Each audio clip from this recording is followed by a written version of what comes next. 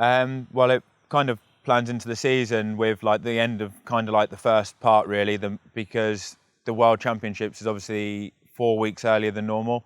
So you've kind of got to shift everything back 4 weeks really. So after this, I just want to go out in this race, give it my all, and just see what happens. And then afterwards, whether it's a good result or bad result, whatever, I'll take a week or two off, proper training, chill out for a bit. And then my focus will turn to Nice, where, I'll be training in Norwich for probably 2 weeks first. And then I'll go to altitude in Font-Romeu and do 4 weeks training at altitude. And then obviously race in the Ironman World Champs in Nice, where I want to have a good result. And then I'll look to do a few races after Nice, probably in like October, start November time.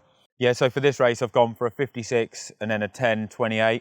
Like last time when I raced this one, I had a 60 on the front and then a 10, I think it was, 32. But with the oversized pulley wheel I've got and the aero cage on it, the biggest I can get on the back's a 28. So I went down to a 56 to kind of allow for that. And I recce'd the course yesterday, and there was one bit where I could have done with like a little bit more, ideally, but it was brief for like 1 minute. So I think pretty much the whole course is like, this is perfect gearing for this course. The whole rest of the route, I probably wouldn't be in my bottom gear. And if I was in my bottom gear, it would be at a nice cadence, like 80, 90, the one bit where I could have done with a bit more of a gear, I was still able to spin at like 70, 75. And like I say, that was only for about 1 minute. So yeah, I think this is a perfect setup. And then obviously having the 1x, you save some watts over people that have a 2x.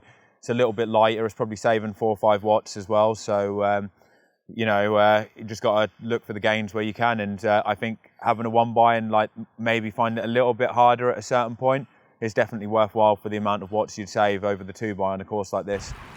All tips would be to probably, on the really fast bits, to try and get aero and save the power. So like back off the power if you're going over, like say, 50, 55 kilometers an hour, probably for the age groupers, then knock the power right down and use that as a little bit of recovery.